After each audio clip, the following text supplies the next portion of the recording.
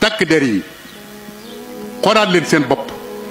xam ne am na adresse bu ñu leen wax bu bon boo xam ne xamu yéen a ngi koy dégg ak biir dañuy wax ne policier du bàyyi dóor ma ne ko daa xam ne ki muy dóor du fayu rek policier du bàyyi dóor ki muy dóor daa xam du fayu rek waaye ponkal boo xam ne moo la man fop nga di ko jàpp di ko dóor mu dela seetaan nga defee ne ak njàmbaar la xam nga ne du njàmbaar da nga am tax dalaa sédd cër ngir der bi mu la jox ak baat bi mu la jox yow yaa ko séddu cër moo tax nga di ko dóor waaye xam nga ne bu doon yaa ngi moom ci mbedd wóor na ne doo ko dóor loolu nag dafa mat a xam am na ñoo xam ne der gi daf leen a màndi buñ ko takkee maanaam ñoom ñu màndi ñoom dañuy defee daal ay yàlla yu ndaw lañ walaay du ñu yàlla yu ndaw nañ xaar rek tey de kilifa yi ñuy fontoo de mboolem koo ci xam ne kii dem nga ba am ak problème ki la doon fay salaire de ci kilifa yi ngay dawaat dellu si làqu seen gannaaw gi ñu dimbali la kon journaliste nañ xoolaat li ñuy wax xabaar yi ñuy joxe kat boo ko toppee ba ci biir da ngay dem ba yàgg nga xam ne ñii kat mérétoo wuñ métier mu tedd mii mérétoo wuñ ko de parce que wax ji moom li ci ëpp boo ko toppee ñu néew la ciy wax dëgg yu ci bari seen intérêt la ñuy wax nëbbu ko ci biir nag bala nga koo xam dugg ba ci biir kon journaliste nañ xoolaat seen bopp xoolaat doxin wi xoolaat ni ñuy joxe xabaar yi te di wax dëgg te yàlla tax parce que ñoom bu njàqee rek àdduna tukki ndax li ñuy wax nit ñi dañ koy gëm te buñ ko gëmee dañ ci sukkandiku te buñ ci sukkandikoo dem ba ci biir dara du ci doon dëgg kon dañu xoolaat seen bopp xool ni ñu joxe xabaar yi ñi nekk ci internet bi dañu xoolaat seen bopp nit wax yi waxam ba noppi nga seet ndiggante sa la ca neex nga ne ko kettet daal di koy publier yàqal ko addunaam te fekk li ngay wax dara du ci dëgg tegoo mbir ma loolu mën naa xool nag te fi mu ne saa boo demee ci internet bi da ngay gis wax joo xam ne ji wax ja dañuy seet la leen ci neex rek ñu kippi ko noonu rek yow publier ko daal la ko yónnee su ko defee nga naan dégg la di wax waay te fekk boo déglu woon la di wax safaan bala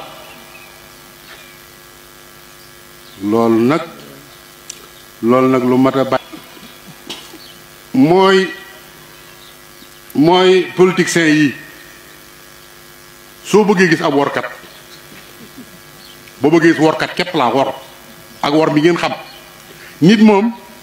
mën naa mucc ci ay nax waaye mënut a mucc ci ay wor xam nga wor moom kenn mënu cee mucc wor moom koo wóolu rek boo gisee workat xoolal politiciens yi yéen ñi ngeen ci xamoon xool leen déglu leen kenn ku nekk ba nga ko xamee lam daan wax ak li mu wax démb ak li muy wax tey ci ay mbëgg jëm yu soq ku bi jaaw kooku bu la waxee ne li may wax baax na nga gëm ko daf laa neex rek politiciens yi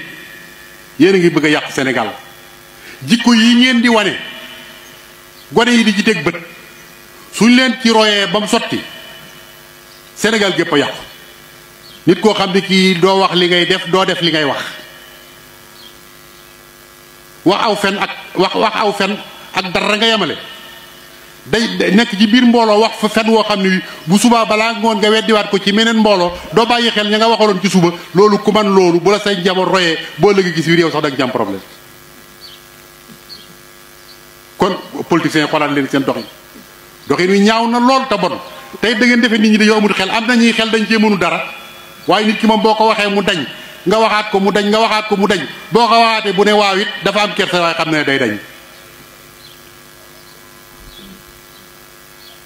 gouvernement bi tàmbale ci Macky Sall Moustapha Niasse doyen des juges sëñ Bassirou Gueye